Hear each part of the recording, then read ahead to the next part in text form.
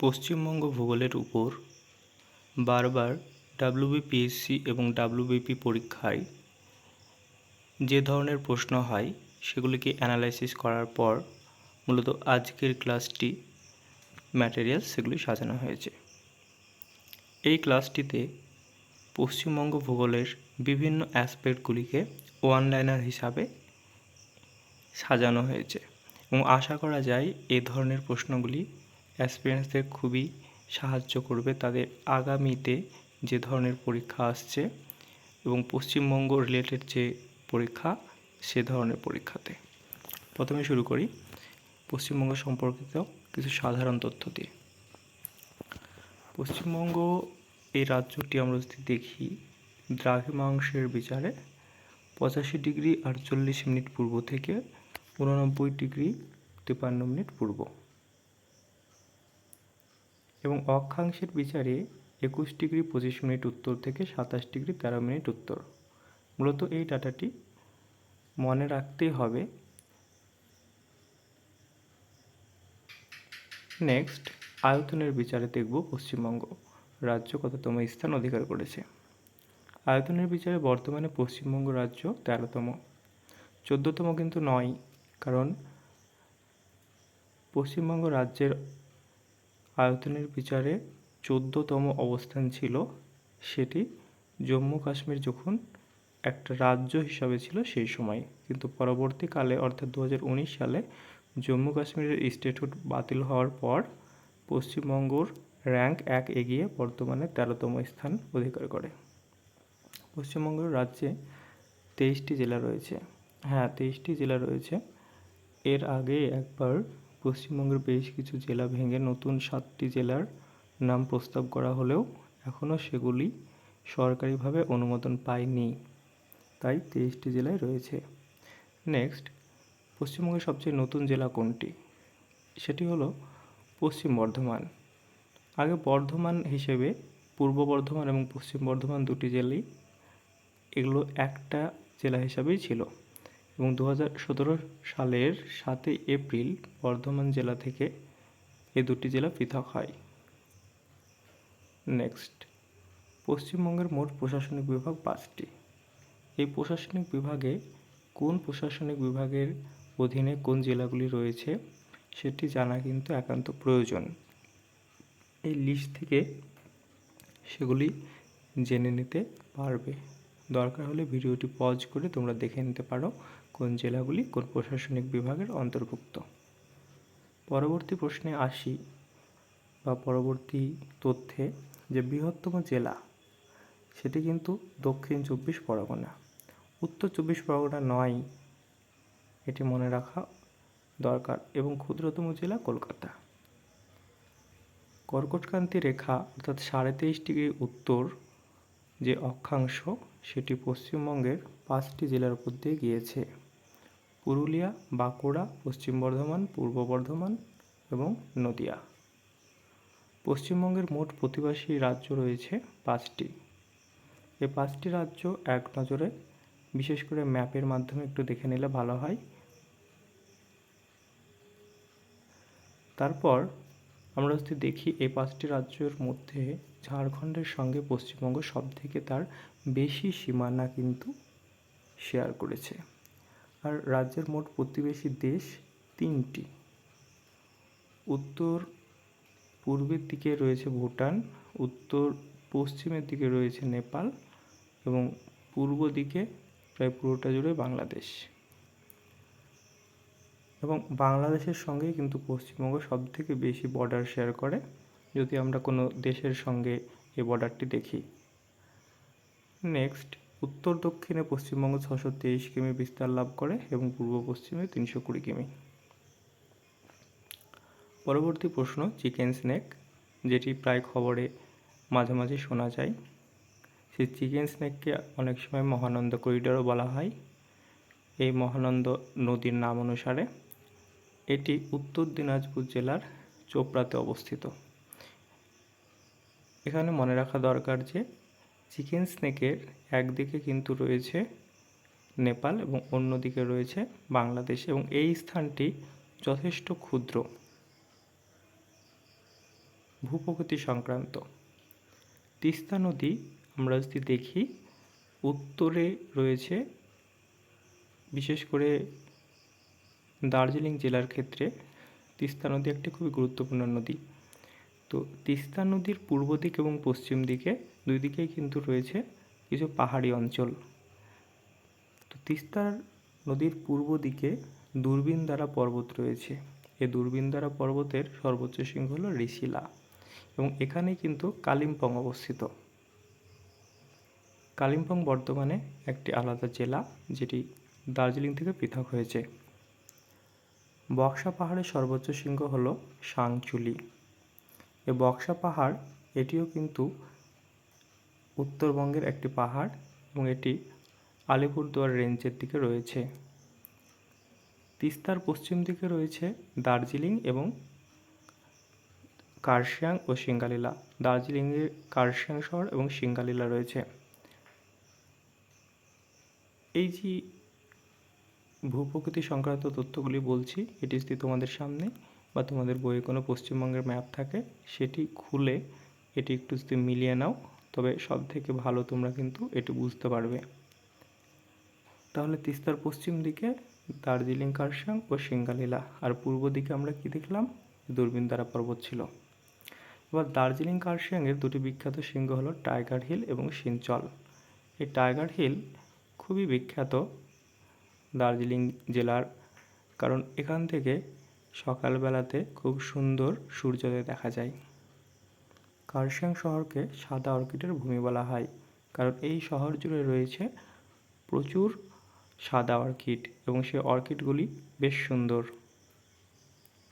নেপাল এবং দার্জিলিংয়ের মাঝে রয়েছে সিঙ্গালীলা পর্বতশ্রেণী, অর্থাৎ নেপাল এবং পশ্চিমবঙ্গের যে দার্জিলিং জেলা, তার বর্ডার তৈরি করছে এই সিঙ্গালীলা পর্বতশ্রেণীটি।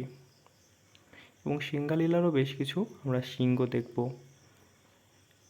টংলু, সান্দাকফু, সবরগ্রাম ও ফালুট। বলা বাহুল্য এই সান্দাকফু 3636 মিটার পশ্চিমবঙ্গের সর্বোচ্চ শৃঙ্গ, এবং যেহেতু এটি পশ্চিমবঙ্গের সর্বোচ্চ শৃঙ্গ, তাই এই জায়গাটি রয়েছে পশ্চিমবঙ্গের সবচেয়ে উঁচু জায়গায়, এবং সেই জন্য এই পশ্চিমবঙ্গের সবচেয়ে শীতলতম স্থানও কিন্তু সান্দাকফু। পুরুলিয়ার অযোধ্যা পাহাড়ের সর্বোচ্চ শৃঙ্গ গোর্গাবুরু। এটি বারবার পরীক্ষায় আসে, তো এটি মনে রাখা দরকার। পশ্চিমবঙ্গের যে মালভূমির সর্বোচ্চ শৃঙ্গ কিন্তু এই গোর্গাবুরু, বা অন্যভাবে বললে দক্ষিণবঙ্গের সর্বোচ্চ শৃঙ্গ এই গোর্গাবুরু, এবং এটি কোথায় রয়েছে, অযোধ্যা পাহাড়ে, আর অযোধ্যা পাহাড় রয়েছে পুরুলিয়াতে। বাঁকুড়া জেলার যে বিহারীনাথ পাহাড় রয়েছে, সেটিকে পশ্চিমবঙ্গের আরাক উপত্যকা বলা হয়। নেক্সট, বীরভূম জেলার বক্রেশ্বরে উষ্ণ প্রসবন রয়েছে। মালভূমির বেশ কিছু পাহাড়, যেগুলির উল্লেখ পরীক্ষাতে থাকে এবং বলে যে সেটি কোন জেলায় অবস্থিত। তো সে ধরনের বেশ কিছু পাহাড় দেখব, যেগুলি খুবই বিখ্যাত, মেনলি ট্যুরিস্টের জন্য বিখ্যাত। সেটা হলো বাঘমুন্ডি এবং পাঞ্চেত পাহাড়। এটি রয়েছে, এই দুটি রয়েছে পুরুলিয়াতে। তারপর বিহারীনাথ এবং শুশুনিয়া, খুবই বিখ্যাত পাহাড়, এটি রয়েছে বাঁকুড়াতে। এই দুটি রয়েছে বাঁকুড়াতে। তারপর বেলপাহাড়ি। বেলপাহাড়ি কিন্তু পশ্চিম মেদিনীপুরে নয়, এটি ঝাড়গ্রামে, কারণ ঝাড়গ্রাম পশ্চিম মেদিনীপুর থেকে পৃথক হয়ে গেছে। পরবর্তীতে আমরা মাওভাগ্নে এবং মথুরাখালী এই দুটি পাহাড় দেখব। তো এটি বীরভূম জেলাতে। তাহলে মোটামুটি এই তথ্যগুলো কিন্তু মনে রাখতে হবে। বিশেষ করে বাঘমুন্ডি যে পুরুলিয়াতে রয়েছে, বিহারীনাথ এবং শুশুনিয়া বাঁকুড়া জেলাতে রয়েছে, বেলপাহাড়ি রয়েছে ঝাড়গ্রামে, এবং মাওভাগ্নে পাহাড় বীরভূমে। এই তথ্যগুলি বারবার কিন্তু বিভিন্ন পরীক্ষায় আসে। তিস্তার যে ডান দিকের অঞ্চল সেটিকে তরাই বলা হয়, এবং বাম দিকের অঞ্চল সেগুলিকে বলা হয় ডুয়ার্স। এটি পাহাড়ি অঞ্চলে তরাই এবং ডুয়ার্স বলা হয়, তিস্তা যখন পাহাড়ি অঞ্চলে প্রবাহিত হয়। এই তরাই কথার অর্থ হলো স্যাঁতসেঁতে, এবং ডুয়ার্স কথার অর্থ হলো দরজা। এরপর আমরা আসব তাল, বরেন্দ্রভূমি এবং দিয়ারা, এই তিনটি টার্ম সম্পর্কে আমরা পরিচিত হব। মূলত এই যে তিনটি জায়গা রয়েছে সেটি কিন্তু মহানন্দা এবং কালিন্দী নদী, এই নদী দ্বারা যে বিভিন্ন পৃথক পৃথক খণ্ড রয়েছে সমভূমির, মালদা সমভূমির, তো সেখান থেকেই কিন্তু এগুলো এই দুটি নদী দ্বারাই সেগুলো পৃথক হয়েছে। এবং এখান থেকে কেমন প্রশ্ন আসে, মূলত এই ধরনের প্রশ্ন আসে যে তাল অঞ্চলটি কোন কোন জেলা জুড়ে রয়েছে, বরেন্দ্রভূমিটি কোন কোন জেলা জুড়ে রয়েছে, বা দিয়ারা অঞ্চলটি কোন কোন জেলা বা কোন নদীর কোন দিকে রয়েছে, মূলত এই ধরনের। তবে এই জায়গাটি একটু ডিটেলসে পড়তে চাইলে তোমরা অন্য জায়গা থেকে পড়ে নিতে পারো, এখানে ওয়ান লাইনার হিসাবে এই ডাটাটুকুই যথেষ্ট।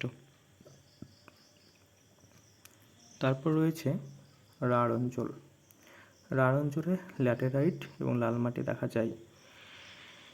এই ল্যাটেরাইট মাটিকে মাটি ভীষণই শক্ত এবং এর জন্য ল্যাটেরাইটকে ইট বলা হয়, বা ইটের মতো শক্ত বলে একে ল্যাটেরাইট মাটি বলা হয়। এখানে ব্যাডল্যান্ড দেখা যায়, বা যেগুলোকে বলা হয় বধ্যভূমি। পশ্চিমবঙ্গের বৃহত্তম দ্বীপটি হলো সাগর দ্বীপ, যেটি দক্ষিণ 24 পরগনা জেলার অন্তর্গত। দক্ষিণ 24 পরগনা জেলার নিউমুর বা পূর্বাশা দ্বীপ একটি নতুন দ্বীপ। এটি নিয়ে বাংলাদেশের সঙ্গে সমস্যা তৈরি হয়েছিল ভারতের, কিন্তু বর্তমানে নিউমুর বা পূর্বাশা দ্বীপ আবার জলের তলায় তলিয়ে গেছে। সুন্দরবনের মোট দ্বীপ হলো 54টি। এই ডাটাটি পরীক্ষায় এসছে। সুন্দরবন সম্পর্কে তথ্য। সুন্দরবনে বাঘ সংরক্ষণ চালু হয় 1973 সালে। খুবই ভীষণ গুরুত্বপূর্ণ এই তথ্যগুলি। জাতীয় উদ্যান বা ন্যাশনাল পার্কের তকমা পায় 1984 সালে। ইউনেস্কো ওয়ার্ল্ড হেরিটেজ হয় 1987 সালে এবং রামসর জলাভূমি ঘোষিত হয় 2019 সালে।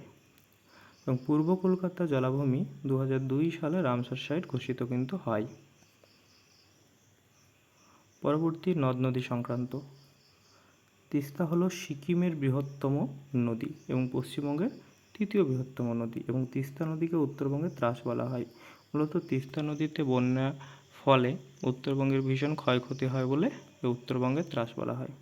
তোর্ষা নদীর অপর নাম হলো আমচু, এবং তিব্বতে এটি আবার মাচু নামে বা মাছু নামে পরিচিত। সংকোষ নদী হলো উত্তরবঙ্গের পূর্বতম নদী, যা পশ্চিমবঙ্গ এবং আসামের সীমানা নির্ধারণ করেছে, বা অন্যভাবে বলতে গেলে যে পশ্চিমবঙ্গ এবং আসামের সীমানা দিয়ে এই সংকোষ নদীটি গিয়েছে, এবং তার জন্যেই এটি পশ্চিমবঙ্গের যে উত্তরবঙ্গ রয়েছে বা কোচবিহার জেলা, তার সর্বপূর্ব দিকে অবস্থিত এই জেলা, এই নদীটি। উত্তরবঙ্গের দীর্ঘতম নদী হলো মহানন্দা। দ্বারকেশ্বর এবং শিলাবতী নদীর মিলিত প্রবাহ রূপনারায়ণ নদী, অর্থাৎ রূপনারায়ণ নদী, দ্বারকেশ্বর এবং শিলাবতী দুটো নদী এসে একসঙ্গে মিলিত হওয়ার পর এর নাম হচ্ছে রূপনারায়ণ নদ। কেলেঘাই এবং কংসাবতী নদীর মিলিত ধারা হলো হলদী নদী, এটি এর আগে অনেকবার পরীক্ষায় এসেছে।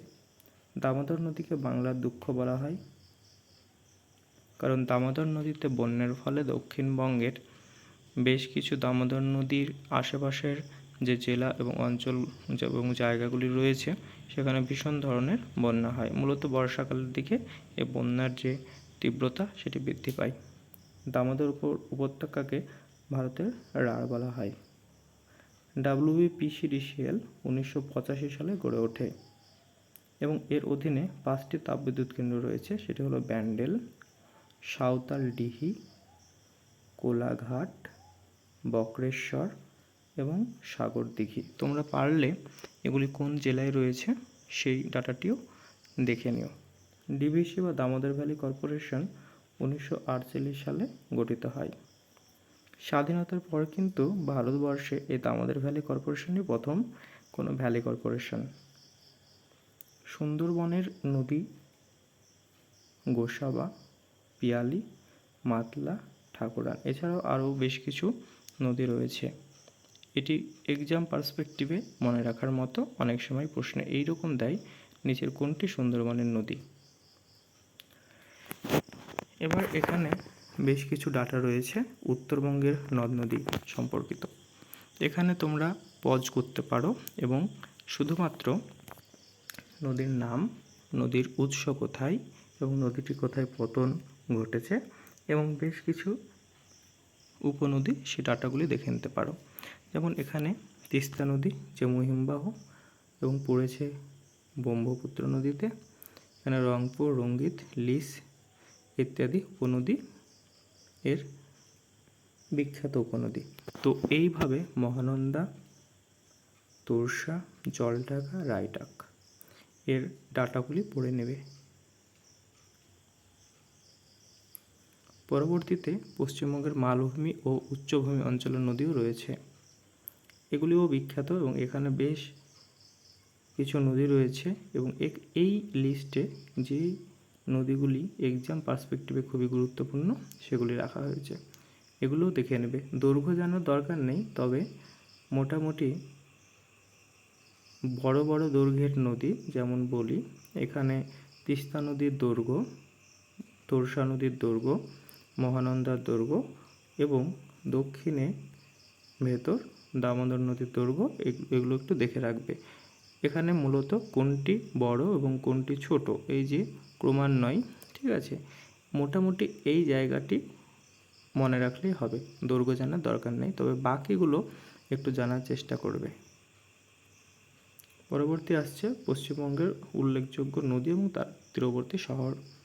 এখান থেকেও কিন্তু অনেক প্রশ্ন হয় এবং এই লিস্টটি দেখে নেবে। তোমরা পারলে পশ্চিমবঙ্গের কোনো ডিটেল ম্যাপ যেখানে এই নদী এবং নদী তীরবর্তী শহর রয়েছে, এটি তুমি পলিটিক্যাল ম্যাপে পাবে না, এর জন্য তোমাকে ফিজিক্যাল ম্যাপ পশ্চিমবঙ্গে দেখতে হবে।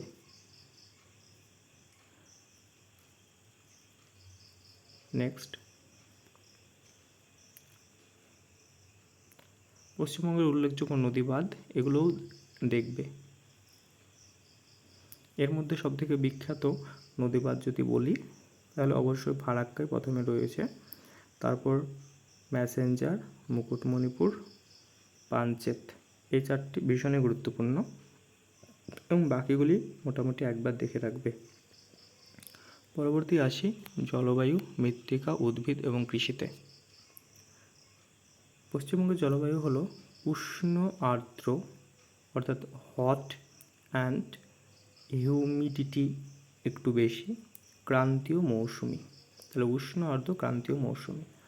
উষ্ণতম জেলা হিসাবে যদি আমরা পশ্চিমবঙ্গের সমস্ত জেলা দেখি, তার অ্যাভারেজ টেম্পারেচার জেলা হিসাবে সবথেকে বেশি পুরুলিয়াতে, কিন্তু একটা নির্দিষ্ট স্থান অর্থাৎ একটা নির্দিষ্ট শহর বা একটা নির্দিষ্ট জায়গা হিসাবে যদি আমরা বিবেচনা করি তাহলে সেটি কিন্তু আসানসোল। এই আসানসোল পশ্চিম বর্ধমানে অবস্থিত, কিন্তু পশ্চিম বর্ধমান উষ্ণতম জেলা নয়। তো এই ডাটা দুটি একটু মনে রাখবে, জেলা বললে পুরুলিয়া আর জায়গা বললে আসানসোল। অপশান দেখে তোমরা এটি ইজিলি বুঝতে পারবে কী চেয়েছে। গ্রীষ্মকালে যে বাতাস বয় সেটাকে বলা হয় লু, যে গরম বাতাস বয় সেটাকে বলা হয় লু। এবং কালবৈশাখী মূলত গ্রীষ্মে বিকেল বেলাতে যে ভয়ানক ঝড় দেখা যায় বাংলায়, সেটি কালবৈশাখী নামে পরিচিত। রাজ্যের গড় বৃষ্টিপাত 175 সেমি। দক্ষিণ পশ্চিম মৌসুমি বায়ু কলকাতাতে স্বাভাবিকভাবে 7 জুন প্রবেশ করে, তবে আগে বা পরে হতে পারে। সর্বাধিক বৃষ্টিপাতযুক্ত জেলা হলো আলিপুরদুয়ার এবং সবথেকে কম বৃষ্টিপাত হয় পুরুলিয়া জেলাতে। বীরভূমের ময়ূরেশ্বর রাজ্যের শুষ্কতম স্থান, অর্থাৎ এই জায়গাটি হলো সবথেকে ড্রাইয়েস্ট জায়গা। শরৎকালে আশ্বিনের ঝড় দেখা যায় এবং শীতকালে পশ্চিমা ঝঞ্ঝা জন্য বৃষ্টিপাত হয়। পশ্চিমা ঝঞ্ঝার জন্য বৃষ্টিপাত হয় এবং পশ্চিমা ঝঞ্ঝার জন্য যে বৃষ্টিপাত সেটি কিন্তু কিছু রবি শস্যের স্বাভাবিক ফসল বা বৃদ্ধির জন্যে খুবই উপকারী হয়, তবে অধিক বৃষ্টিপাত হলে আবার সেটি সেই সব ফসলের জন্যই আবার ক্ষতির কারণ হয়ে দাঁড়ায়। পশ্চিমবঙ্গের শীতলতম স্থান দার্জিলিংয়ের সান্দাকফু, কেন সেটি আমি প্রথমেই বলেছি। এরপর আমরা আসি মৃত্তিকা সম্পর্কিত বেশ কিছু তথ্য। পশ্চিমবঙ্গের পাহাড়ি জেলাতে পর্জল মৃত্তিকা দেখা যায় দার্জিলিং, জলপাইগুড়ি এবং কালিম্পংয়ের যে পার্বত্য অঞ্চল সেখানে। এটির রং হলো বাদামি এবং এটি অম্লধর্মী অর্থাৎ অ্যাসিডিক। কারণ কি, এগুলি অ্যাকচুয়ালি পাহাড়ের বা পার্বত্য অঞ্চলের যে ঢাল বা এই অংশগুলি থাকে সেখানে বিভিন্ন উদ্ভিদের পাতা এবং অন্যান্য অংশ পড়ে পচে পচে এই মৃত্তিকাটি তৈরি হয়। তাই এখানে উপাদান হিসাবে জৈব উপাদানই বেশি থাকে। বরেন্দ্রভূমির মৃত্তিকা প্রাচীন পলিমাটি এবং বাগড়ি অঞ্চলের মাটি নবীন পলিমাটি দ্বারা গঠিত। বাঁকুড়া, পুরুলিয়া, ঝাড়গ্রাম, পশ্চিম মেদিনীপুর, পশ্চিম বর্ধমান, বীরভূমের পশ্চিম অঞ্চলে ল্যাটেরাইট মৃত্তিকা দেখা যায়। ল্যাটেরাইট মানে ইটের মতো শক্ত মৃত্তিকা। ল্যাটেরাইট কথার অর্থ হলো ইট। এ মাটি ইটের মতো শক্ত লাল হয় কারণ মাটিতে কি থাকে, লোহার পরিমাণ বেশি থাকে এবং অ্যালুমিনিয়ামও বেশি থাকে। দক্ষিণ চব্বিশ পরগনা এবং পূর্ব মেদিনীপুর জেলার কাঁথিতে লবণাক্ত মৃত্তিকা দেখা যায়। এই লবণাক্ত মৃত্তিকাতে নারকেল, তাল, সুপারি, তরমুজ, কাজু বাদাম ভালো হয়। তবে দক্ষিণ চব্বিশ পরগনা জেলা কিন্তু তরমুজ উৎপাদনের জন্য খুবই বিখ্যাত। আলিপুরদুয়ারের রাজাভাত খাওয়াতে শকুনের প্রজনন কেন্দ্র রয়েছে। পশ্চিমবঙ্গের 65% মানুষই কৃষির ওপর নির্ভরশীল। পশ্চিমবঙ্গের প্রধান ফসল হলো ধান। ধান 3 ধরনের হয়, মূলত কোন সময় চাষ হচ্ছে তার উপর ডিপেন্ড করে এটিকে আমরা ভাগ করছি। আউশ, যেটি গ্রীষ্মে চাষ করা হয়, আমন, যা বর্ষায় চাষ করা হয়, এবং বোরো, যা শীতে চাষ করা হয়। তবে সবথেকে বেশি যে ধান আমাদের পশ্চিমবঙ্গে ওঠে তা হলো আমন ধান। পশ্চিমবঙ্গ ধান উৎপাদনে ভারতে প্রথম স্থান অধিকার করে।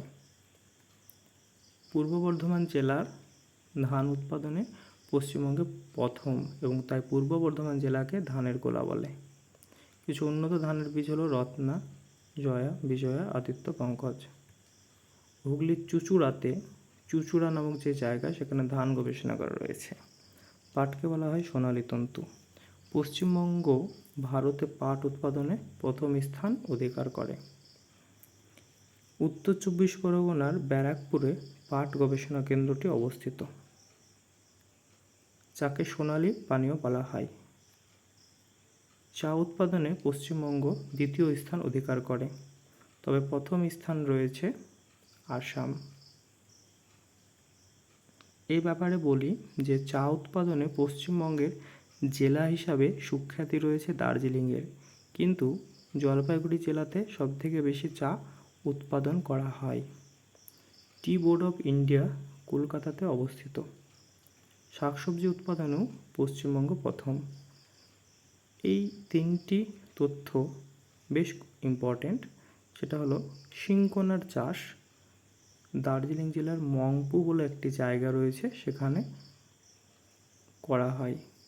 পশ্চিমবঙ্গের মধ্যে মালদা রেশম চাষে বিখ্যাত এবং মুর্শিদাবাদও কিন্তু অনেকটাই বিখ্যাত।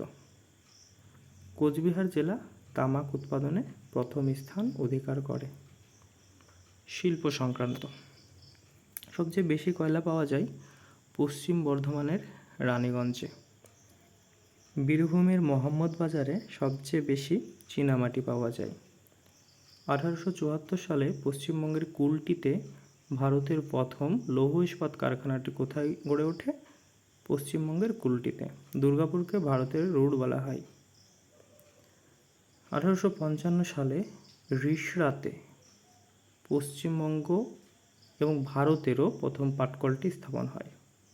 1818 সালে পশ্চিমবঙ্গের ঘুষুড়িতে, যেটির নাম ছিল ফোর্ট গ্লস্টার, প্রথম কার্পাস বা কটন শিল্প গড়ে ওঠে। দার্জিলিংয়ের চা স্বাদ ও গন্ধে বিখ্যাত, তবে জলপাইগুড়ির চা উৎপাদনে পশ্চিমবঙ্গে প্রথম। সল্টলেকের টিসিএস বা টাটা কনসালটেন্সি সার্ভিস ভারতের বৃহত্তম আইটি সংস্থা। এই টিসিএসে অনলাইন এক্সামগুলি কিন্তু পশ্চিমবঙ্গের নেয়, যেমন টিসিএস গীতবিতান। পশ্চিমবঙ্গের প্রধান কুটির শিল্প তাঁত শিল্প। কৃষ্ণনগরের মাটির পুতুল বিখ্যাত। বাঁকুড়ার বিষ্ণুপুরের পোড়ামাটি বা টেরাকোটার বিভিন্ন ধরনের পুতুল হয়, বা টেরাকোটার পুতুল ছাড়াও বিভিন্ন ধরনের ছোটোখাটো দৈনন্দিন ব্যবহারের জিনিস তৈরি হয়, সেগুলি ভীষণই বিখ্যাত। বীরভূমের বোলপুরের ডোকরা শিল্প বিখ্যাত। এখানে বলে রাখি, বাঁকুড়া যে বিষ্ণুপুরের টেরাকোটার মন্দিরও রয়েছে। কলকাতার গার্ডেন রিচে জাহাজ নির্মাণ করা হয়। চিত্তরঞ্জনে রেল ইঞ্জিন কারখানা রয়েছে, এটি খুবই বিখ্যাত একটি প্রশ্ন। ফলটা হলো রাজ্যের শুল্কমুক্ত বা ট্যাক্স ফ্রি সেচ এরিয়া। সেচ হলো স্পেশাল ইকোনমিক জোন, অর্থাৎ এই জায়গাটিতে অন্যান্য বিভিন্ন কার্যকলাপ বন্ধ রেখে শুধুমাত্র এই অঞ্চলটি যেন ইকোনমিক ফ্লারিশ ঘটাতে পারে, এখানে যেন বিভিন্ন ধরনের সেক্টর, যেগুলোতে বাণিজ্য সংক্রান্ত সেক্টরগুলো ফ্লারিশ হতে পারে, তার জন্য এই কিছু জায়গাকে সেচ হিসাবে ঘোষণা করা হয়। যেমন ফলতাও কিন্তু আমাদের পশ্চিমবঙ্গের একটি শুল্কমুক্ত সেচ, অর্থাৎ ওখানে ট্যাক্স লাগে না।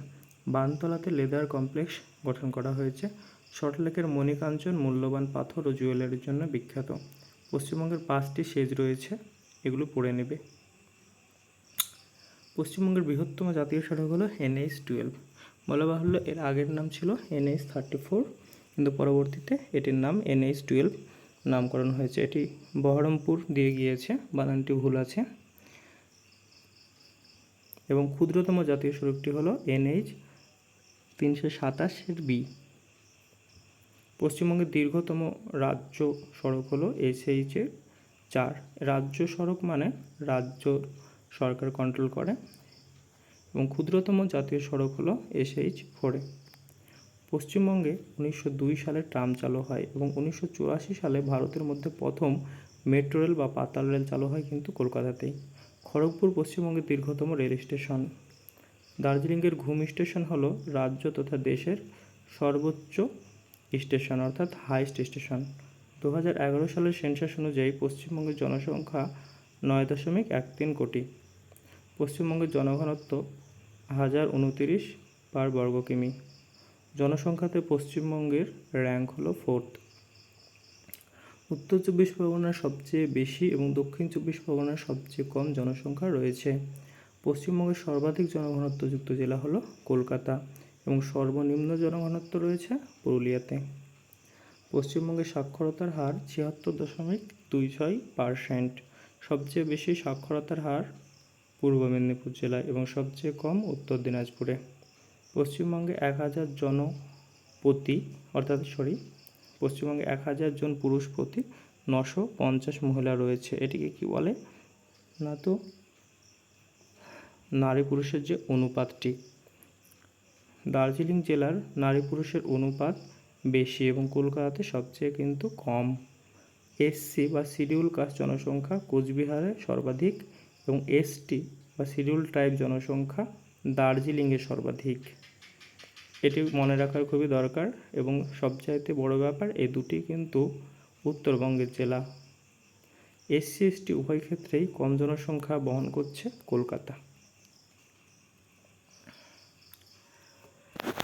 এখানে দেখার মতো রয়েছে জাতীয় উদ্যান। এই পশ্চিমবঙ্গে কিন্তু 6টি জাতীয় উদ্যান বা ন্যাশনাল পার্ক রয়েছে। এটি কোথায় এবং কোন জেলায় এটি মনে রাখতে হবে, এটি তোমাদেরকে মেমোরাইজ করতে হবে। এর জন্য তোমরা বিভিন্ন ছবি বা ম্যাপের সাহায্য নিতে পারো সহজে মনে রাখার জন্যে।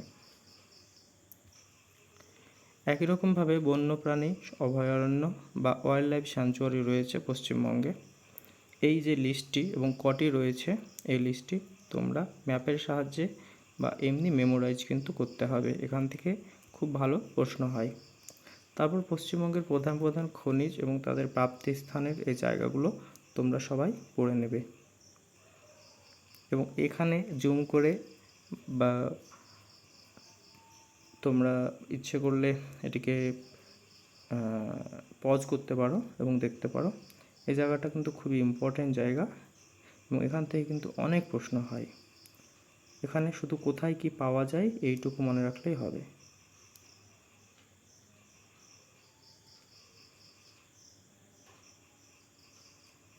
বেশ,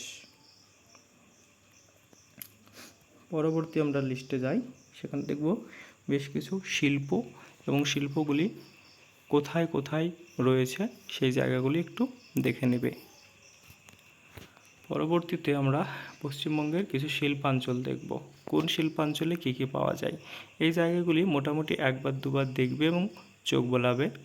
এই জায়গাগুলি মুখস্থ করার বা ওই রকমভাবে মনে রাখার খুব বেশি মনে রাখার দরকার নেই। যেমন এখানে ফরাসডাঙ্গা, ননিয়াখালী, ফুলিয়া, শান্তিপুর, বিষ্ণুপুর, উত্তর চব্বিশ পরগনা, এই জায়গাগুলির মধ্যে ধনিয়াখালী, ফরাসডাঙ্গা, এখান থেকে অলরেডি প্রশ্ন এসছে যে ধনিয়াখালী কিসের জন্য বিখ্যাত বা কোন শিল্পের জন্য বিখ্যাত? তাঁত শিল্প।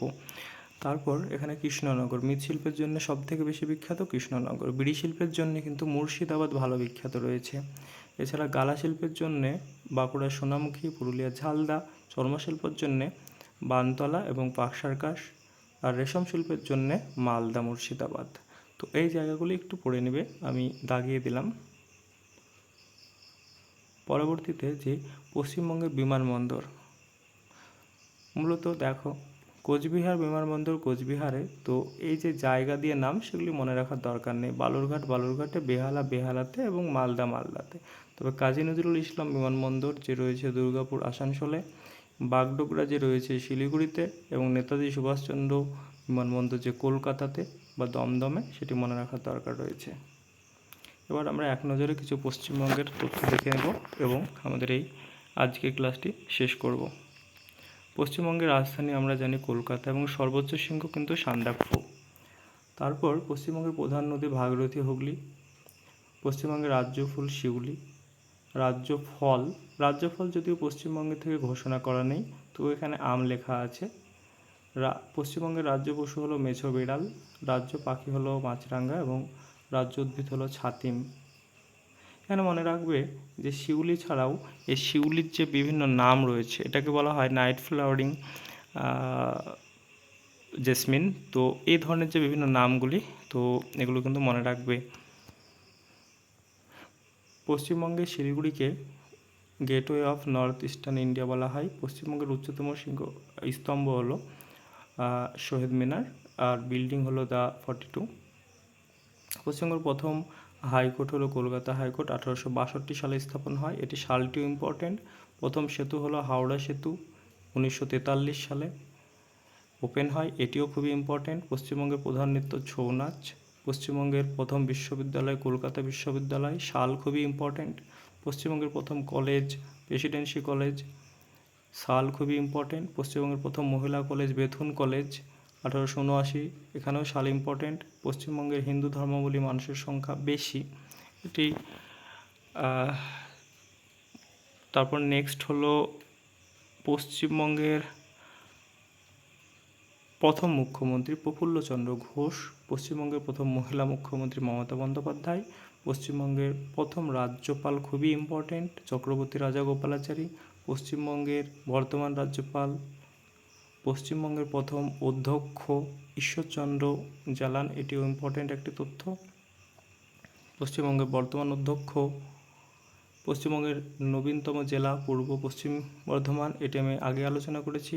পশ্চিমবঙ্গের প্রথম মেডিকেল কলেজ যে কলকাতা মেডিকেল কলেজ, 1835 সালে স্থাপন হয়, এটি কিন্তু ভীষণই গুরুত্বপূর্ণ। এরপর আমরা বেশ কিছু ঐতিহ্যবাহী স্থান, দার্জিলিং হিমালয়ান রেলওয়ে, এটি ওয়ার্ল্ড হেরিটেজ সাইট হিসেবে ঘোষিত হয় 1999 সালে, এবং সুন্দরবন 1987 সালে। 1989 সালে সুন্দরবনকে বায়োস্ফিয়ার রিজার্ভের তকমা দেওয়া হয়, এটিও ইম্পর্টেন্ট। তারপর আসে আমরা দেখব দুটি বাঘ্র সংরক্ষণ সম্পর্কে। সুন্দরবন বাঘ্র সংরক্ষণ, এটি দক্ষিণ চব্বিশ পরগনায়, এবং বক্সা বাঘ্র সংরক্ষণ, এটি আলিপুরদুয়ারে। এখানেই আজকে ক্লাসটি শেষ হচ্ছে এবং আশা করি এই ওয়ান শট ভিডিও বা ওয়ান লাইনের ভিডিওটির মাধ্যমে তোমরা বেশ কিছু তথ্য পেলে, যেগুলির থেকে তোমরা ভীষণ উপকৃত হবে। এই মোটামুটি আধ ঘন্টার মধ্যে এই তথ্যগুলি ভীষণই উপকার হবে। পরীক্ষার আগে দেখলে এখান থেকে অনেক তথ্য তোমরা পেতে পারো বা রিভিশন পারপাসে এটিকে ইউজ করতে পারো। এখানে ক্লাসটি শেষ করলাম, ধন্যবাদ।